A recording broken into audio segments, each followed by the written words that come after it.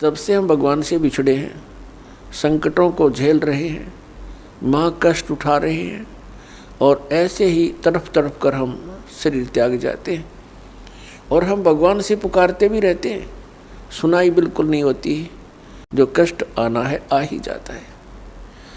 तो हम किस भगवान से पुकार करते हैं जो सुख दे ही नहीं सकते, और जो भगवान हमें सुख दे सकता है हमारे प्रारब्ध के अंदर यानी किस्मत में लिखे हुए पापों को नाश कर सकता है, क्योंकि पापों के नाश होने से ही सुख हो सकता है जीव को। तो उसकी हमें जानकारी नहीं, उसका ज्ञान नहीं, क्योंकि इस काल ने अपने बहुत से एजेंट तैयार कर रखे हैं जो संत कहलाते हैं, महंत कहलाते हैं। मंडलेश्वर आचार्य और शंकराचार्य कहलाते हैं। इन्होंने पूरे मानव को भ्रमित कर दिया, और साथ में ये काजी और मुल्ला और पीर और ये ईसाई धर्म के फादर, ये सब भ्रमित हैं। इनको किसी को भी अध्यात्म पूर्ण ज्ञान नहीं।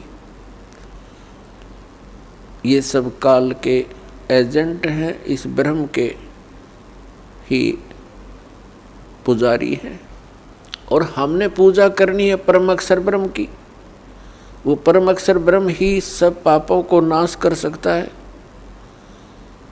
और जब तक पाप नाश नहीं होगा जीव सुखी नहीं हो सकता। तो पुण्यात्मा, सत्संग के अंदर सर्वप्रथम तो ये याद दिलाई जाती है कि मनुष्य जीवन किस लिए प्राप्त होता है। फिर मनुष्य जीवन के कार्य का वास्तविक ज्ञान हो जाता है कि हमने क्या करना चाहिए। इससे मोक्ष प्राप्ति का प्रयत्न करना चाहिए। कल्याण के लिए सबसे अधिक प्रयत्न करना चाहिए। तो उसके बाद आवश्यकता पड़ती है कि गुरु पूरा हो, तो गुरु पूरे से फिर आपका काम चलेगा। इसमें मुख्य ये दो कड़ी होती हैं। प्रथम, पूर्ण संत की प्राप्ति होने पर ही आपको सत्संग प्राप्त होगा, और सत्संग से ये ज्ञान होगा कि मनुष्य जीवन किस लिए मिला था, तो फिर आपका कल्याण बहुत आसानी से हो जाएगा। तो पुण्यात्मा, संपूर्ण अध्यात्म ज्ञान है ये पूर्ण संत ही बता सकता है। अब जैसे परमात्मा ने कहा है कि मानुष जन्म पाय कर नहीं रटे हरि नाम, जैसे कुआं जल बिना बनवाया क्या काम। परमात्मा ने मनुष्य जीवन की आवश्यकता कितनी बताई है कि जो व्यक्ति, जो प्राणी मनुष्य जीवन प्राप्त करके परमात्मा का नाम जाप नहीं करता, उसकी भक्ति साधना नहीं करता, वो तो ऐसा है जैसा जल रहित कूप होता है, वेल विदाउट वाटर, बिना पानी का कुआं। उसका नाम कूप अवश्य है जिसमें जल नहीं, लेकिन गुण कूप के नहीं है। ठीक इसी प्रकार जो व्यक्ति परमात्मा की भक्ति नहीं करते तो वो ऐसे हैं जैसे जल रहित कूप। उसका नाम मनुष्य अवश्य है, लेकिन गुण मनुष्य के नहीं हो सकते। उसके लिए सत्संग की आवश्यकता पड़ती है, और सत्संग के अंदर ये याद दिलाया जाता है कि परमात्मा की भक्ति किस लिए करें। परमात्मा की भक्ति इसलिए करें, परमात्मा याद दिलाते हैं, साहेब से चतला ले रे मन गर्भ गुमानी। साहेब में भगवान से, परमात्मा से चतला, विशेष कसक बना भगवान की तरफ। अरे मन गर्भ गुमानी, हे अभिमानी मन, परमात्मा की तरफ लग जा। क्यों लग जा, किस लिए, क्या कारण है? ना लगने से क्या हानि है, लगने से क्या लाभ है? ना भी कमल में नीर जमा, तेरा दीना मैल बनाए। नीचे जठरा अग्नि जल थी, वहाँ तेरी करी सहाय। नीचे शीस चरण ऊपर को वो दिन याद कराए, दांत नहीं जब दूध दिया था, अमी महारस खाए। बाहर आया भरम भुलाया, बाजे तोर सनाए। तू ही तो छोड़ दई, अब चला अधम किस राय। दाई आई घुटी प्याई, माता गोद खिलाए। तू ही तो छोड़ दिया, अब चला अधम किस राय। अब क्या बताते हैं परमात्मा कि जब तू माँ के गर्भ में था, एक विशेष संकट को झेल रहा था। नीचे को सिर था, ऊपर को पैर तेरे। और जब आपत्ति आती है, ये प्राणी परमात्मा को याद अवश्य करता है। माँ के गर्भ में इस प्राणी को पूरी चेतना होती है कि मैं किस कारण से इस जेल में फंसा हूँ। उस समय वो परमात्मा से अर्ज करता है, हे भगवान, एक बार मेरा संकट निवारण कर दे, मुझे बाहर निकाल दो, फिर आजीवन आपकी भक्ति करूँगा, 2 रोटी के लिए धंधा भी करूँगा, मालिक तेरी भूल नहीं करूँगा। उस समय उसको अपने पिछले जन्म जन्मांतर की फिल्में देखने को मिलती हैं अपने ही अंतःकरण में, क्योंकि हमारे अंतःकरण के अंदर परमात्मा ने एक ऐसा सिस्टम कर रखा है कि जो भी काम हम करते हैं और जो भी अच्छी मंदी सोच हम अपने हृदय में बनाते हैं, वो सब रिकॉर्ड हो जाती है। जब तक जीव मोक्ष प्राप्त नहीं करता, तब तक उसके अंतःकरण में उसके सर्व कर्म अंदर फीड रहते हैं। और जब ये प्राणी संसार छोड़कर जाता है, धर्मराज के पास जाते ही उसकी वो किए हुए कर्मों की फिल्म ऑन हो जाती है। वहाँ इसको ये बताने की आवश्यकता नहीं पड़ती, तने ये गलत करा रही हो, नाट जा। वहाँ नाटने की गुंजाइश नहीं रहती कि मैंने ऐसा नहीं किया। तो उस फिल्म को देखता हुआ वो प्राणी अपने पिछले मनुष्य जीवन व्यर्थ किए हुए इसको बहुत याद आते हैं और बहुत रोता है। मैं कितना जालिम था, मुझे संतों ने चेताया भी, भक्ति करने लगा भी, छोड़ दिया, फिर उन्हीं मस्तियों में लगा रहा। परमात्मा की भक्ति ना करने से आज तक मैं भटक रहा हूँ। तो उस समय परमात्मा याद दिलाते हैं कि जब तू माँ के पेट में था, जब तो तू करा था, हे भगवान तू ही है सब कुछ, और आप एक बार मुझे इस माँ की पेट की कैद से बाहर निकाल दे, आपको कभी नहीं बोलूँगा। तो यहाँ परमात्मा कहते हैं बाहर आया और भरम बुलाया, अब चला अधम किस राह। ए नालायक, अब कौन सा रास्ता अपना लिया तूने। क्या बताते हैं कि 12 वर्ष खेलते बीते, लीना ब्याह करवा। पहले बचपन में ब्याह हो जाते थे, उस समय की वाणी है ये। 12 वर्ष खेलते बीते, लीना ब्याह करवा, और तरुणी नारी से बना गरबारी, अब चला मूल गवा। परमात्मा ये नहीं कहते कि ब्याह ना करवाओ, कहने का भाव यो है कि इससे काम ना लगे रहो, इस मनुष्य जीवन के एक मुख्य कार्यों को और इसमें साथ जोड़ लो, और उसके बिना तो ये सारा काम व्यर्थ है, और उसके साथ हो जाने से सारी सफलता।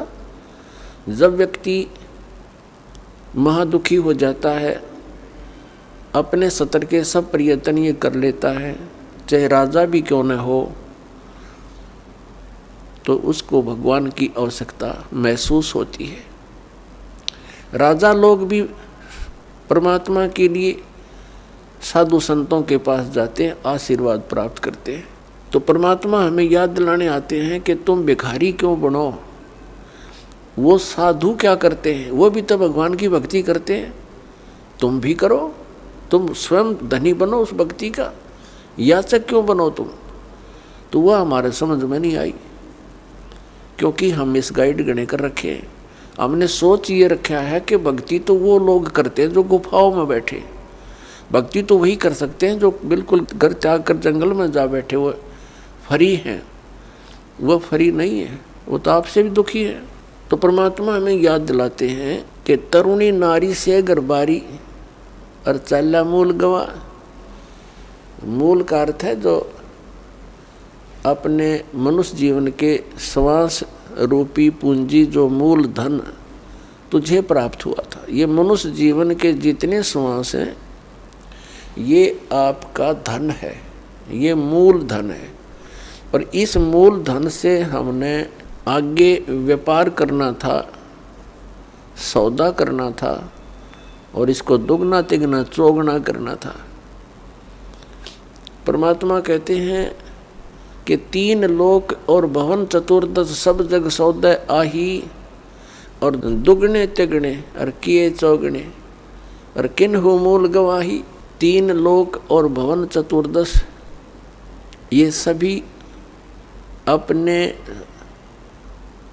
सौदे के लिए आए हुए हैं। जैसे कोई व्यक्ति विदेश चला गया या दूसरे शहर में चला गया 2, 4, 10 लाख रुपए लेकर व्यापार करने के उद्देश्य से कि उनकी 10 के 20 बनाऊं, अपने नेक नीति से कमाऊं, और वो उन पैसों से ही जाकर के होटल में मौज मस्ती कर रहा है, व्यापार कर नहीं रहा, बिजनेस कर नहीं रहा, तो वो उस मूल धन को खर्च रहा है, उसको बर्बाद कर रहा है और एक दिन कंगाल होकर स्वदेश लौट आएगा और किसी के मजदूर लगेगा। और दूसरा व्यक्ति उन 10 लाख रुपयों से सौदा खरीदता है, बेचता है, दुगने तिगने कर रहा है, तो उसने उसका यथार्थ लाभ प्राप्त कर लिया।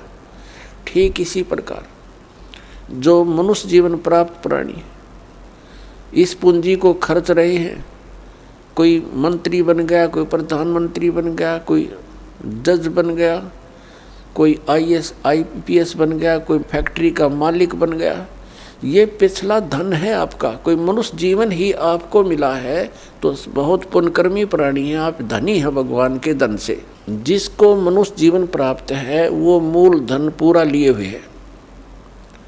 बाकी ये उच्च पोस्ट प्राप्त हो जाना, राजा बन जाना, ये उस भक्ति धन का एक एक्स्ट्रा आइटम है। ये केवल दान पुण्य का ही फल है इनका। और मूल पूंजी वो भक्ति वाली वो सबकी मनुष्य जीवन प्राप्त प्राणियों की एक जैसी है, जिनको मनुष्य जीवन मिल गया। चाहे वो रिक्शा चलाता है, चाहे मजदूर है, चाहे सेठ है, और चाहे मंत्री या प्रधानमंत्री है, कोई भी है। भक्ति धन आपका जो है नाम की कमाई वाला धन तो सबका समान है। और रहे पुण्यों का, उन पुण्यों से ये उच्च पोस्ट मिल जाती है। तो कहने का भाव ये है दास का कि जो इस मनुष्य जीवन के इस मूल धन से फिर से अपनी कमाई शुरू कर देता है, परम संत की शरण से उपदेश प्राप्त करके, फिर अपने उस दैनिक कार्य के साथ साथ ये भी एक मजदूरी करता है, तो वो दुगने तिगने और चौगने बना रहा है अपने मूल धन के। अब परमात्मा ने आकर ये ज्ञान दिया है और यथार्थ ज्ञान को भगवान ही बता सकते हैं, जीव तो अटकल लगाया करते हैं। आप देखिएगा पवित्र 4 वेदों और श्रीमद् भगवद गीता के अंदर जो ज्ञान है वो गॉड गिवन है। और परमेश्वर कबीर जी की वाणी वो गॉड गिवन है, स्वयं परमेश्वर ने आके बोली है।